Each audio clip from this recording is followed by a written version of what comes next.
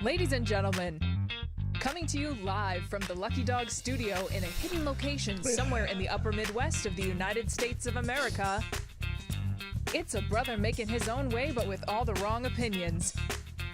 Welcome to the Morning Night Live with your host, the one and only Dawg Knight. Yeah. Still a little under the weather. I don't even think I have... Oh, I don't have my pre-show set up, do I? Maybe I do. Anyway, good morning, everybody. Welcome to the Morning Night Live. I'm your host, Marty, also known as Dawg Knight, on the internet, still living, still hanging in there, still drinking my ginger tea concoction. Oh, and it was a little long shift at work today because it's that time of the year when we start getting busy at UPS. And so here I am. And I don't even have a whole lot of stuff put together, so we're just going to kind of do some stuff on the fly. I have a few of the feature articles from X today, and then we'll just see what we can find as we scroll in different places. So we'll figure it out. But there'll be some headlines, some things to do, some things to talk about. You guys can tell me what to talk about. And I will try not to cough into my microphone all day. That's going to be a challenge. Anyway, let's take a morning and get it going. First in the chat today. Oh, shoot. Let me fix that. Holy crap. I do got that right, though, right? Okay, yes. Looks like it's Kara Soldier. Kara Soldier, you get the bell! Congratulations. Also, barely just missed beating me.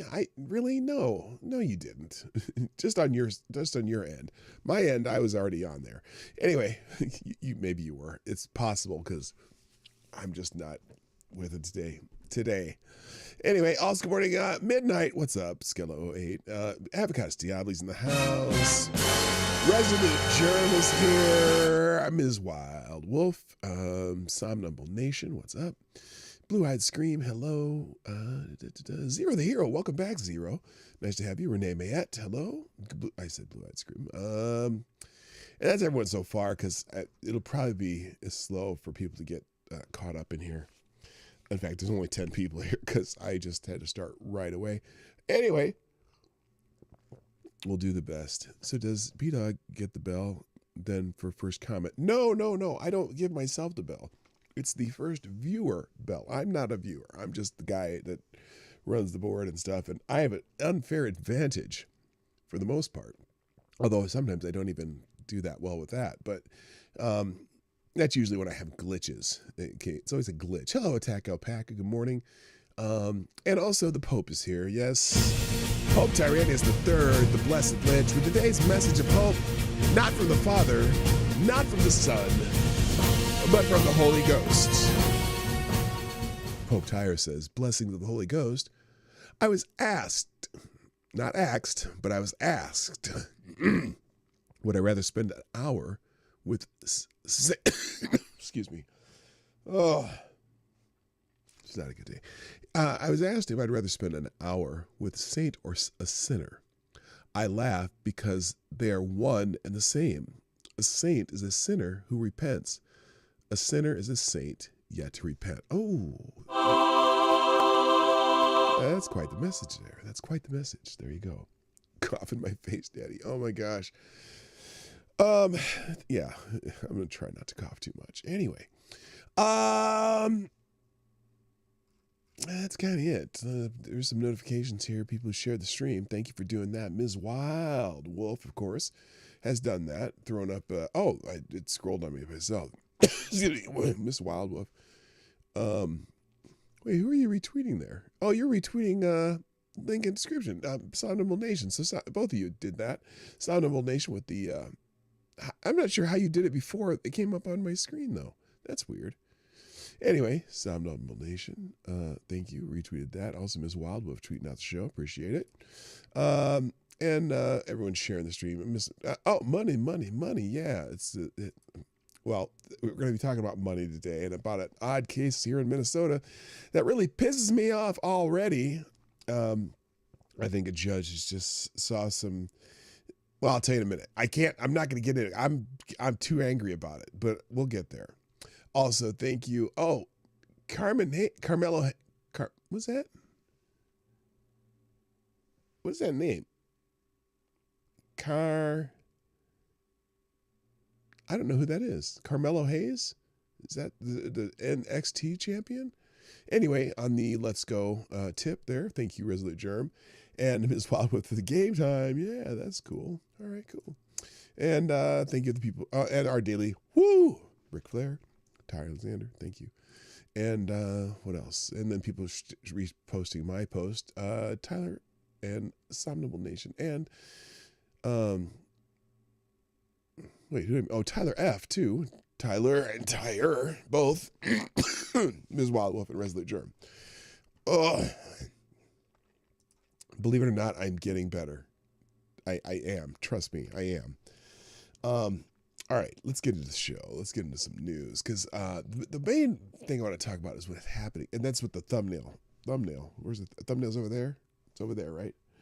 The thumbnail is regarding something that happened in Hennepin County, Minnesota, regarding these fraud cases. Oh, wait, the holidays.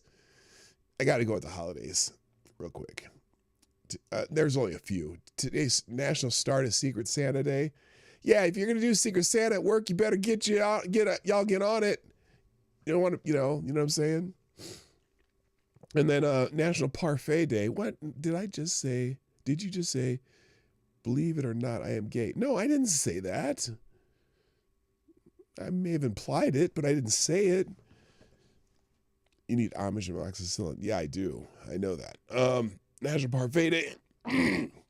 Now, this one's interesting. International. Oh, I didn't realize these don't go all the way across the screen. I should probably, here, let me adjust that. There, that better? There we go.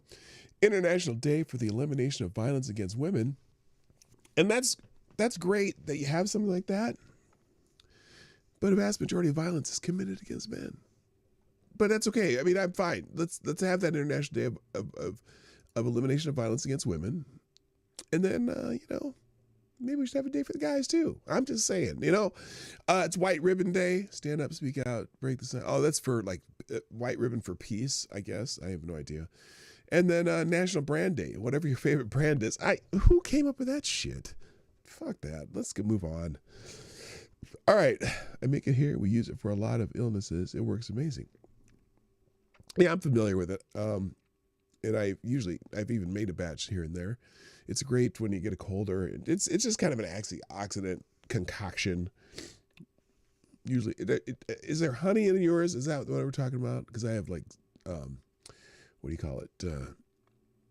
Unfiltered honey is a good thing for you when you get a cold.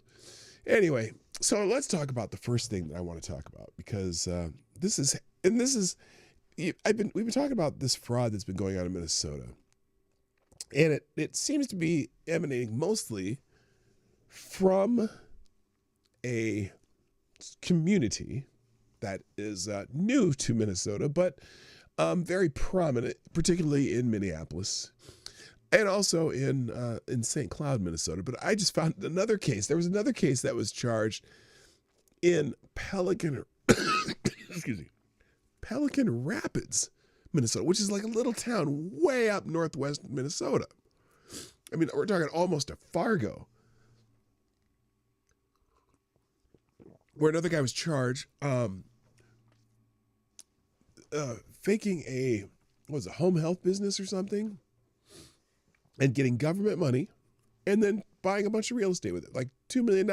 Just fraud, straight up fraud. Okay. But anyway, there was a case in Minnesota that went to a trial in Minnesota. And a judge has overturned a guilty verdict of Abdel Yusuf after he stole $7.2 million from the taxpayers. Do we even have pelicans in Minnesota? I'm not sure. Oh, Zero, you live in Fargo? Do you know where Pelican Rapids is? It's right near it's not that far.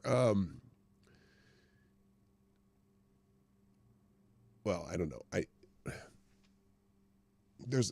We'll talk about it later. Oh, you do know where Pelican Rapids is? Yeah, I'm doing up Pelican Rapids.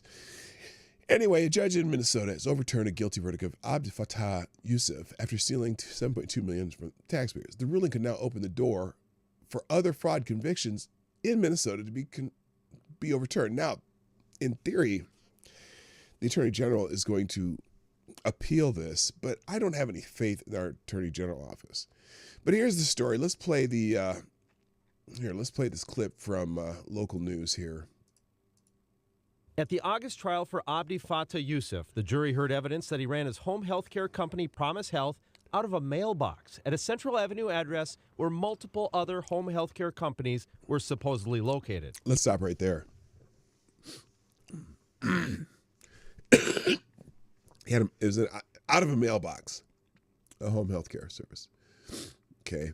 Now, what's been happening with a lot of these fraud cases in Minnesota is the people who are being the fraudsters have been signing people up for whatever services and then getting government money reimbursed to them, right? So we talked about how the autism one where it was $2 million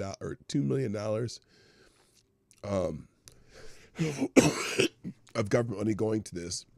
In 2018, it went up to $399 million by 2023. Like, put the exponential growth in autism, and it all was Somali people, okay? They were paying parents to have their child diagnosed with autism and then caring for them and getting government reimbursement, okay? Now, this, I don't know if this is this exact same one, because this guy, there's dozens of these cases, by the way. But this one in particular is maddening because the judge overturned it. And I saw someone, was it AD? Why did it get overturned? Well, we'll tell you. We'll tell you.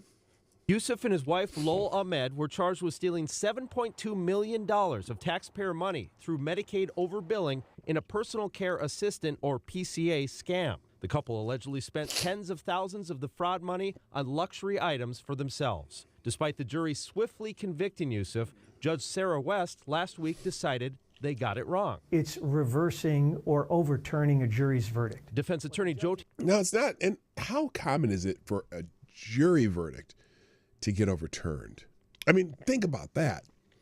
Because obviously the judge herself gave jury instructions. She's claiming that it was just circumstantial evidence, but let's keep going. Tamburino, who's not affiliated with this case, reviewed the decision and analyzed it for KARE 11 News. He says Judge West ruled that the state's case relied heavily on circumstantial evidence. So?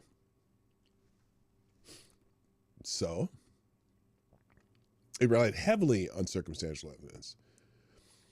Let's see, let me read this. The case relied heavily on circumstantial evidence, meaning this conviction must be sustained if and only if no other reasonable rational inferences that are inconsistent with guilt, or the facts viewed in light most favorable to the verdict, establish any reasonable rational inferences which are inconsistent with guilt. The state has not presented sufficient evidence as a matter of law. But maybe you should have had that in your jury instructions. This is not good. And that she believed the state did not rule out other reasonable inferences. That, in fact, there could have been other reasonable theories other than guilt in this case. That's what it comes down to. What are the reasonable theories? Oh, maybe it was because it was culturally inconsistent with being Somalian. Is that what does she mean? What is down to? Despite the ruling, even Judge West wrote that she is troubled by the manner in which fraud was able to be perpetuated at Promise Health. I was stunned. State Representative Kristen Robbins, chair of the House Fraud Prevention and State Oversight Committee, says she's now reviewing if any state laws need to be tightened. We want to strengthen state law so that we can get prosecutions out of these cases, because clearly a jury thought he was guilty. Jurors in the case can't believe the decision. I am shocked. I'm shocked based off of all of the evidence that was presented to us and the obvious guilt that we saw based off of the said evidence. I mean, they came back with a quick guilty verdict too. It was not a difficult decision whatsoever. The deliberation took probably 4 hours at most, based off of which is quick for jury deliberations, by the way. The state's evidence that was presented. I was beyond a reasonable doubt. The attorney for Mr. Yusuf, Ian Burrell, sent me a statement today that says, in part, Judge West's ruling affirms what we have maintained from the beginning, that our Well, of course you would say that our client is innocent. client, Mr. Yusuf, was wrongfully accused and did not commit fraud or racketeering. The Attorney General's office filed an appeal this afternoon, so the Minnesota Court of Appeals will take a second look at this decision. Julie. So, Lou, did Mr. Tamburino, did he have any kind of emotional reaction? And this is pretty stunning. This does not happen. Yeah, he leaned towards the idea that this was kind of a one-off and that it would have a good chance at appeal. But or it could be just we have very liberal judges in Minnesota who saw brown skin and said, "Oh no, we can't do this. We got to find a way not to do this." Hello, Green Badger Outdoors and TC. What's up?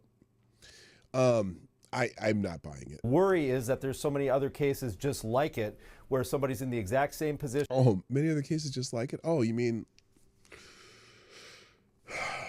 fraud by a certain population that is not from here, that's now here?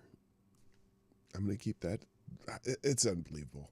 As Mr. Yusuf, but is charged with fraud. And if the judge can determine that maybe they didn't know that the fraud was going on underneath them in the case, then other judges could throw it out just like this one. All right. Do you know how quickly the Court of Appeals? There's so many cases like it. Oh, wow. They just throw them all out? I got an idea. Why don't we just use one of the courts that are in the community that start with an S and end with a Haria? Holy shit. I'm just saying, this is insane. Now, obviously, this has gotten quite the reaction on the internets. Judge Sarah West didn't just overturn a jury who convicted Abdel Fattah Yusuf of stealing millions of taxpayers. She didn't even really explain why, except that he could have been not guilty. Judges like this are destroying trust in our system. We need a major change to restore trust. Well, I mean, they said, well, it was circumstantial evidence, or relied heavily on circumstantial evidence. Is circumstantial evidence evidence?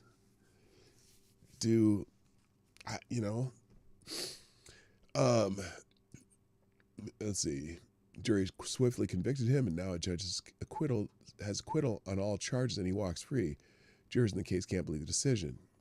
Okay, we just saw the report there. So, yeah, it has some people going crazy here, and I don't get it. I don't get it.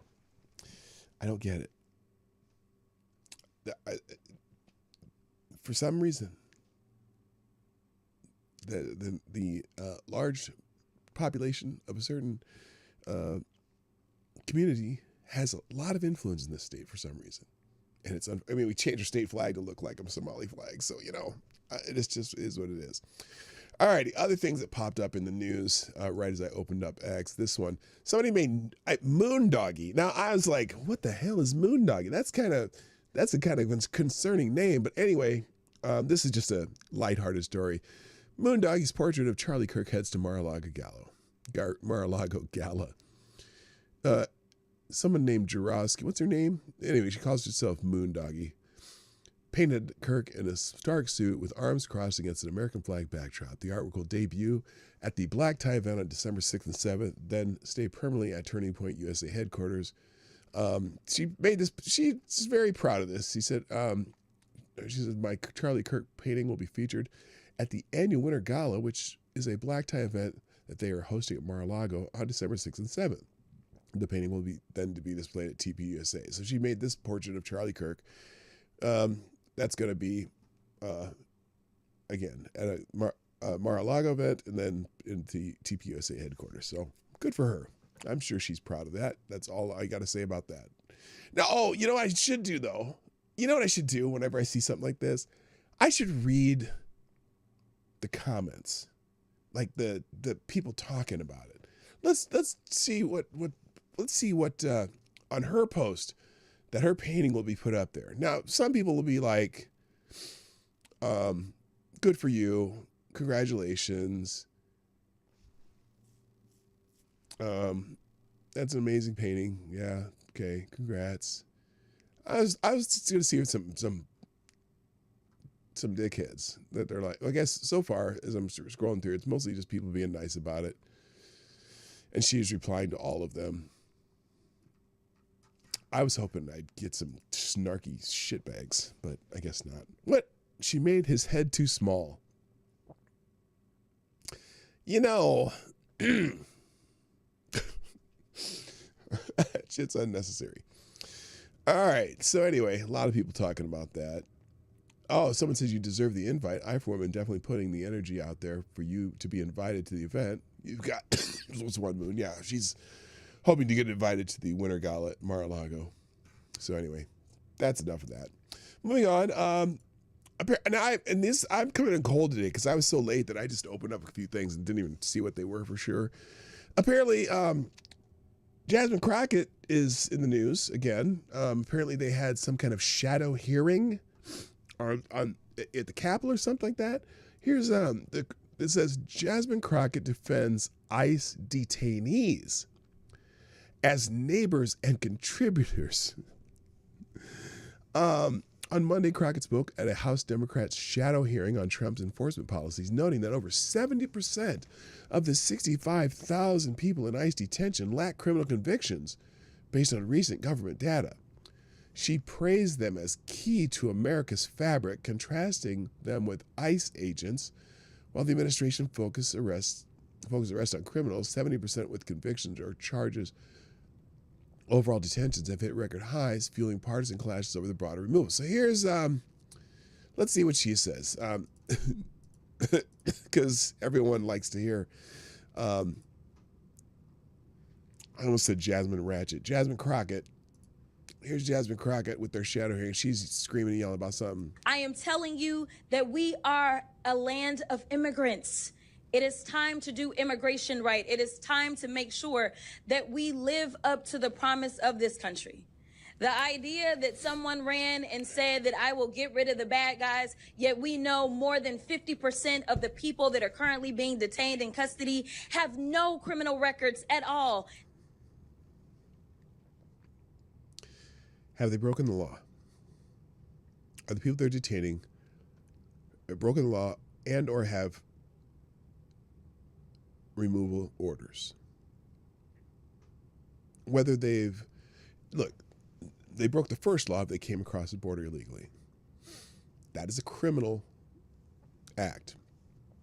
And also, by the way, removal is this civil remedy for it. Now, if she wants them all to go to court and have a trial and whatnot, and I don't know how they plan on doing that, but it's a civil. The removal process is the civil process. That is the due process. Okay, and then they can, if they want to file in court that they were removed wrongly, whatever, they can file that claim.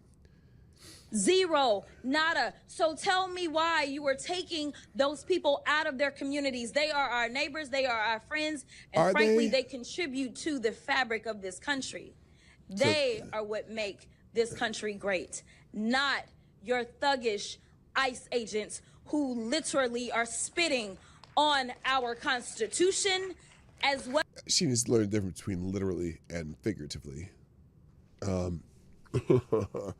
But unfortunately, the word literally seems to have taken a whole different thing. Now I'm interesting. At least she's talking like English this time and not being all, hood-like. Well as everything that we think patriotism ought to be. I beg to differ. They're what make this country great. And immigrants do make this country great. When we know who they are and how they, when they're coming in. Okay. That's what I would say. So lots of people posting that. A lot of people posting that clip. Why run for office if you want 50 million illegals in the country? What is this? Her logic is easy to follow. Illegal immigrants are what make this country great, so the more the better. So open the borders, approve all asylum claims, and abolish and abolition of enforcement. Looks like that's the 2026-2028 platform. Yeah, it seems like it. It's like, okay, well, just open the borders and let everybody in. They'll be coming from all over the world like they did 156 countries that they've done coming through our southern border, especially from India and places that have no way to get here, but the across the border tourism industry. So she's a nutbag. All right, now that is all I even have prepared today, and I still got time here. What I wanted to do was just to go scroll down my feed here and see if there's anything interesting. Oh, what is this? What is this? This is Scott Turner, who is the HHS secretary, maybe? Scott Turner, illegal aliens have no place in public housing. Entering our country without permission, then taking resources intended for vulnerable Americans will not be tolerated. Oh, speak that word. Will allow residents of public housing to have their voices heard so their homes can be safe. It will help us to crack down on violent crime and drug distribution, fraud, human trafficking, and the influx of illegal aliens. We'll clean up our public housing so that they can fulfill their function of sanctuaries for the most vulnerable people in our country, where American citizens can get a temporary hand up and then gain independence from government help. Specifically, American citizens, that's who we want to help. Illegal aliens have no place in public housing. It's outrageous that people who should not be here come across our borders and now usurp spots in housing units that should support American people. Establishing this hotline is an important step in fighting this injustice for both the people of Memphis and for Americans nationwide. Hotline. Okay, now what is he talking about here? What's he saying? Well, let's see how people are responding to this. Because some people would say, oh, well, no illegal aliens are in our public housing. That's not true. Just like they say, no illegal aliens are getting Medicaid. Yeah, they are. Not directly from the government. They're not signing up for Medicaid. But they're signing up for state programs that are reimbursed by Medicaid. So they are getting Medicaid. It's like you're saying, well, I don't really get Jack Daniels from the liquor store. Or I don't really get Jack Daniels from the Jack Daniels distillery. I get it from the liquor store who sells it to me. Yeah, but you're still getting Jack Daniels, okay? It's like, come on now. All right. I don't know what else that's about. I'm just scrolling down Twitter, see what's gone here. Breaking: Sidney Powell reportedly in talks to replace Pam Bondi as Attorney General? What? And General Michael Flynn is publicly and privately calling on President Trump to fire Bondi and appoint Powell as the next Attorney General of the United States. Unlike Bondi, Powell isn't just a Fox News lawyer. Wait a minute. Hold on. Pam Bondi's not a Fox News lawyer either. Pam Bondi was the Attorney General at Florida. But whatever. This is interesting. Isn't just a Fox News lawyer and actually has the guts to fight for free and fair elections to prosecute the deep state. Bondi is all talk. Sidney Powell is action. This would be the best thing that could happen to the Trump administration right now. Sidney Powell understands the weaponization of the DOJ firsthand because she herself was a victim of it. President Trump, do this. We, the people, demand the justice. Sidney Powell is no way ever going to get approved by the United States Senate. And here's why. Because there's a few Republicans who want nothing to do with Sidney Powell. And they would not have the votes. I guarantee you, Murkowski, there's a bunch of Republicans who would not vote to approve Sidney Powell for the Attorney General. Now, someone says, why is this choice better than Pam Bondi? I'd say Trey Gowdy or Chris Kobach would be way better as leaders and litigators. Everyone wants to dictate to Trump their choice. This is the problem. These men are already working in the field and has a track record of prosecutorial success. Well, the Attorney General doesn't do a lot of prosecuting themselves.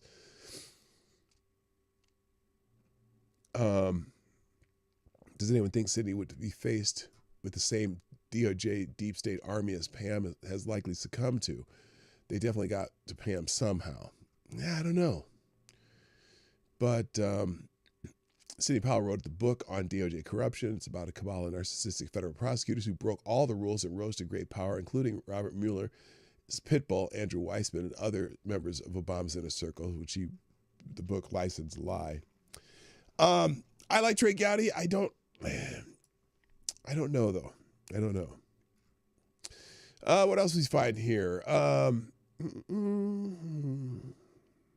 Oh, Chucky, why? Unmuted myself for the first time during the meeting to say bye. That would be funny.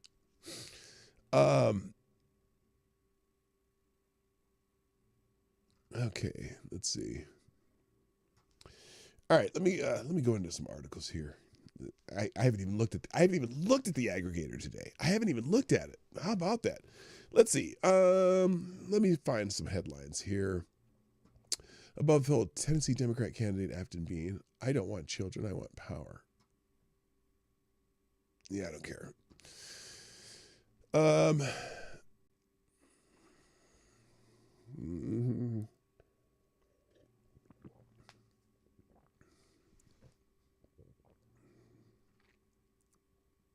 Oh, by the way, you know Comey and Letitia James indictments got dismissed, right? Without prejudice, meaning they can be refiled. But because the prosecutor was not properly appointed. So I don't care if this is a Clinton appointed judge or not. It's not unprecedented. In fact, one of Donald Trump's cases that what's his face had was dismissed because Jack Smith was not properly appointed. So anyway, Clinton appointed judge dismissed the U.S. Justice Department's indictment of former FBI Director James Comey on Monday, ruling that interim U.S. Attorney Lindsay Halligan's appointment to the Eastern District of Virginia violated federal code. The Trump administration is set to appeal the ruling. U.S. District Court Judge Cameron McGowan Curry dismissed the case against Comey, which accused him of making false statements and obstructing Congress in a 29-page ruling. Mr. Comey now moves to dismiss the indictment on the grounds that Ms. Halligan, the sole prosecutor who presented the case to the grand jury, was unlawfully appointed in violation of 28 U.S.C. 546 and the Constitution's Appointments Clause. As explained below, I agree with Mr. Comey and the Attorney General's attempt to install Ms. Halligan as interim U.S. Attorney for the Eastern District of Virginia is invalid.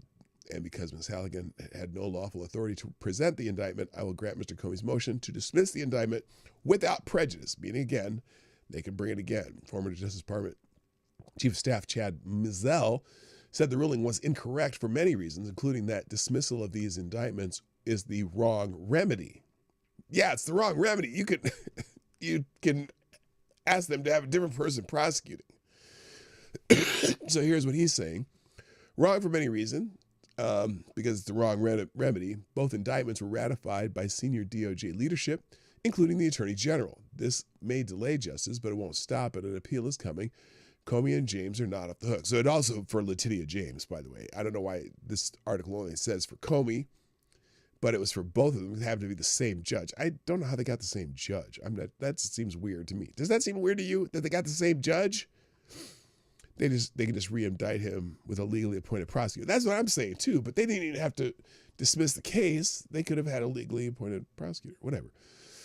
Anyway, so that's something that's happening.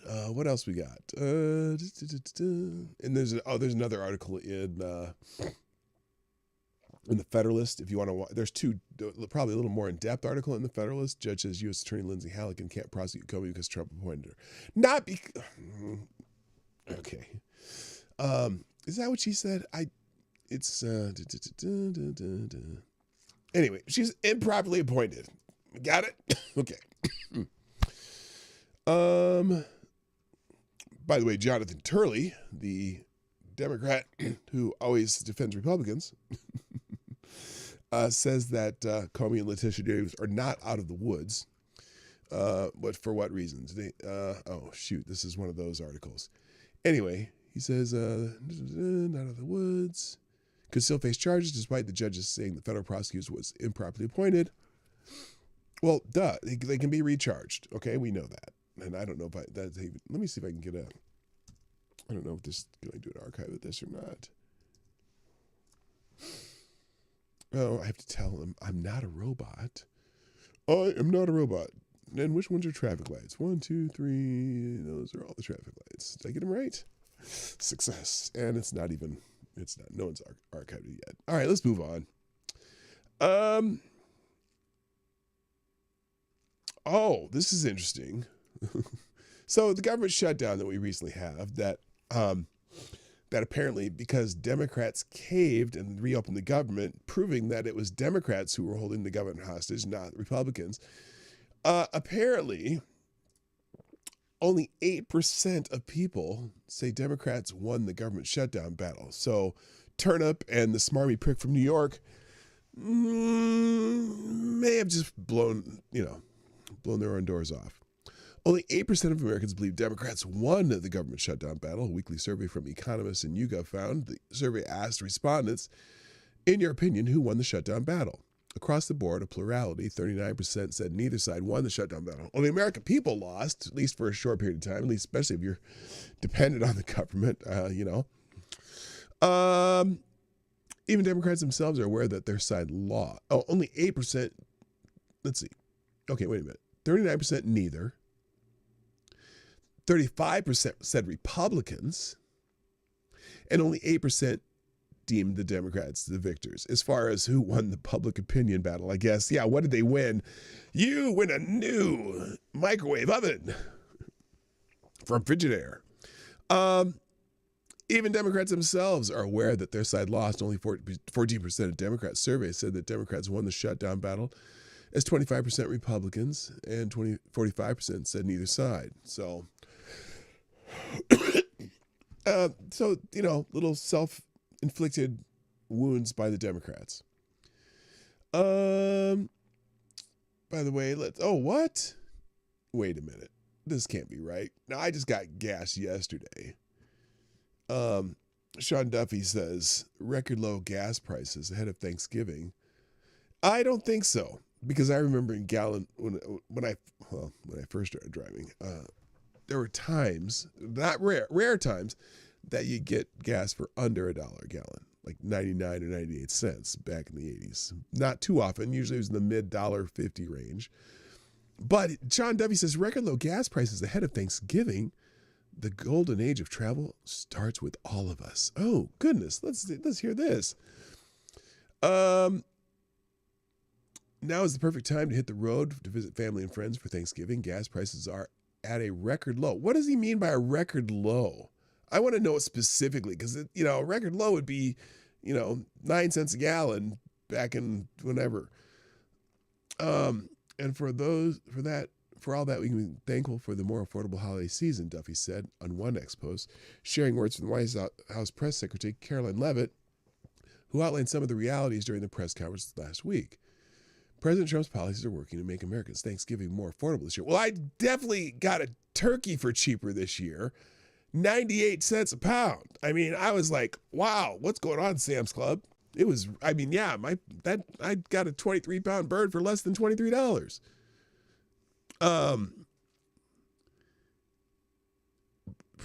But what do you mean record low? Nearly 100 million Americans are expected to drive next week to spend time with loved ones for the holiday, and thanks to President Trump's drill baby drill agenda, the national average of a price a gallon of gas on Thanksgiving is projected to be at the cheapest price since the COVID pandemic in 2021. Okay, that's what he meant. I'm going to say, what do you mean record low? Hello, Woo, what's up? Now at studios, my dear friend from high school. Good morning, PDawg, back from Seattle. Love from the living relatives. I made chicken soup today. If you need a fix to get healthy, you got my number. Yes, I do. I might take care of it. Although Laura just made she made 12 quarts of turkey wild rice soup, because we give a bunch away at Thanksgiving. So I could probably just dig into the turkey wild rice soup bowl. But, a Jewish mom making chicken noodle soup, I'm just saying, I might have to give you a call.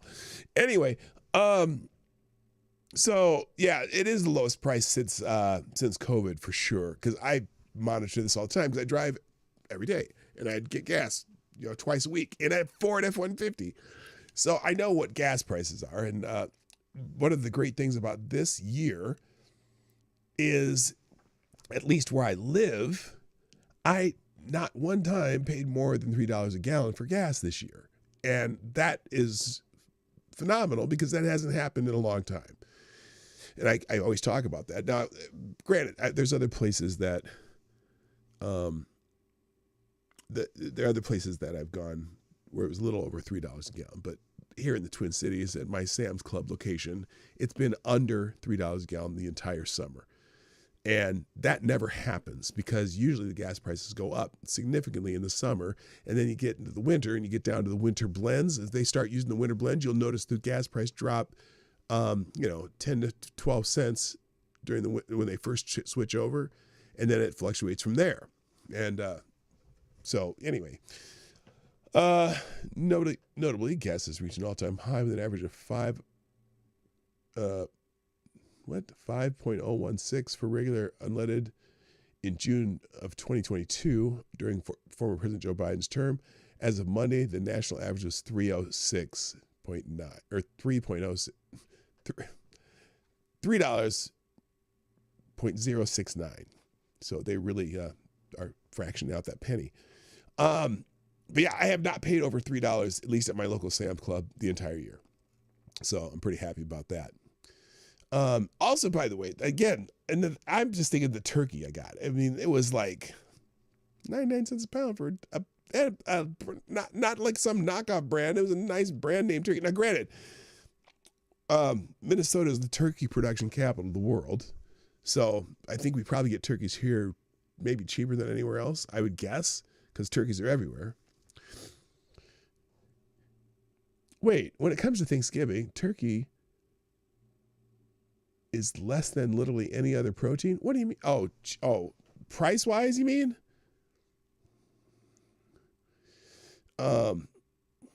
Just paid $12 for a decent-sized ham. Well, that's not bad.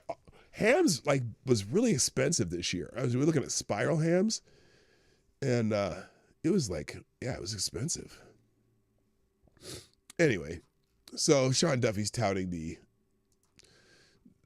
gas prices, obviously. Let's see, what else? Do I have any? Oh, what happened to my... Oh, here. Let's fix that. Good Lord. I must have clicked the... Okay, hang on. There we go. Oh, well, let me just do one. I'm going to find one more thing to talk about, then we're going to get out of here. Again, this is kind of obviously a whipped together show because I got here so late. Any other breaking news, though? California teacher used anti-Semitic Turkish government propaganda in Holocaust lesson. Oh, my God. That's in education. First Amendment. No.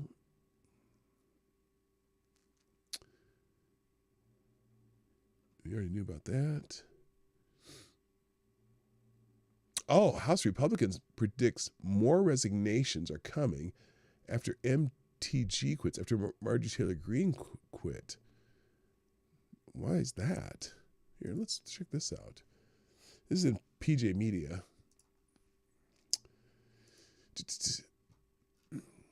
A senior House Republican predicts more explosive early resignations are coming after Marjorie Taylor Greene, her surprise announcement that she would leave Congress in January. Several GOP House members privately told Punchbowl News that they were also considering retiring before their terms end after Greene's November 21st announcement. It's unknown which Republicans are currently pondering resignation, but a feeling that legislator needs are being neglected by party leadership and an inability to pass legislation has led some to consider quitting as they expect the GOP to lose its already slim majority in Congress. The anonymous GOP lawmaker said that morale amongst Republican caucus in the House has never been lower and called the present situation a tinderbox. Oh, well, that's not good. He also predicted that House Speaker Mike Johnson could lose his leadership position before the end of the term due to growing internal tensions in the ranks, and said that many blame him and the White House personally. This entire White House team has treated all members like garbage, and Mike Johnson has let it happen because he wanted it to happen. The Republican told Punchbowl News that is the sentiment of nearly all appropriators, authorizers, hawks, doves, rank and file. The arrogance of this White House team is off-putting to members who are run roughshod and threatened. They don't even allow little wins like announcing small grants or even responding from agencies, not even the high profile. The regular rank and file random members are more upset than ever. Members know they are going to going into the minority after the midterms, continued the legislator. Well, this is negative, Nelly. More explosive resignations are coming. It's a tinderbox. Morale has never been lower. Mike Johnson will be stripped of his gavel, and they will lose the majority before this term is out. Johnson's office told Punchbowl News that the speaker was working tirelessly within the constraints of the GOP's fragile majority and was doing his best with the hand he was dealt. House Republicans currently hold a razor-thin majority of 2019 to the Democrats' 213, and Green's resignation will shrink that majority even further, making it harder to pass legislation without near-unanimous Republican support. Some of the GOP are increasingly worrying that the additional departures from the House could lose the party's majority well before the 2026 midterms, especially if special elections cost them seats.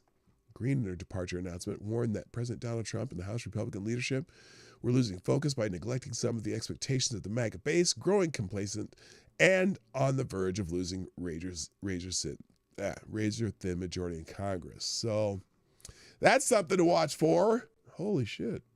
I wasn't expecting that. Anything else here that I can just get through real quick? Corn and polling tanks.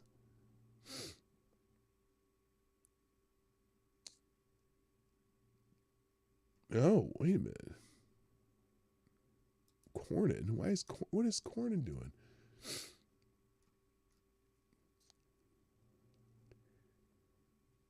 Oh, so in the primaries, John Cornyn might be losing his seat. Senator John Cornyn's position with the Texas Republican primary voters has significantly weakened, with his favorability rating now at 35% compared to an unfavorable rating of 51%. Notably, 28% of voters have very unfavorable views of Cornyn, whom Rhino political strategist Chris LaSabita represents. In a three-way race, Cornyn trails behind Texas Attorney General Ken Paxton and Representative Wesley Hunt of Texas, securing only 25% of the vote compared to Paxton's 36% and Hunt's 26%. Despite over $40 million spent on his campaign, Cornyn is in last place for an office he has held since 2002. Does anyone feel bad about that? I don't. I don't. Ken Paxton's kind of out there, but still. And I like Wesley Hunt, but yeah, he may not be a senator from Texas anymore. That's interesting. So there you go. All right. I gotta finish with that, but those articles will be in the links. I'll try to be here a little earlier tomorrow if I can't. Although I don't know if I have to work in the afternoon. Do I have anything? I might be able to go longer tomorrow. I can't do it today. But I want to thank you all for joining me today on the Morning Net Live. Let me try to get the links into the chat today. I had a little trouble with that yesterday, only because I had a little computer glitch, a mundo there. But today, let's see. Oh, it looks like it's going to work right away. There you go. All right, here we go. Here's what links I have. Check out the aggregator, though, Ace of Spades Morning Report, for a lot more articles. Here are the links. There you go. That's it. I got to go. I hope you have a wonderful day. Here, I'll even pin that. How about that? There's today's links in the chat. I got to go. Hope you have a wonderful day. My name is PDawgKnight, and I am out of here. See ya.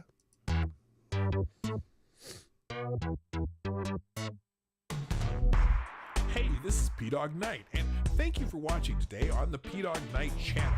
If you have an observation or remark you'd like to make about this video or my channel, I absolutely welcome you to write it in the comment section down below. I really look forward to hearing from you. And before you go, if you like what you saw but you're not already subscribed, please make sure you hit the subscribe button and definitely click that bell that pops up afterward so you'll be notified when I post new videos or when we go live.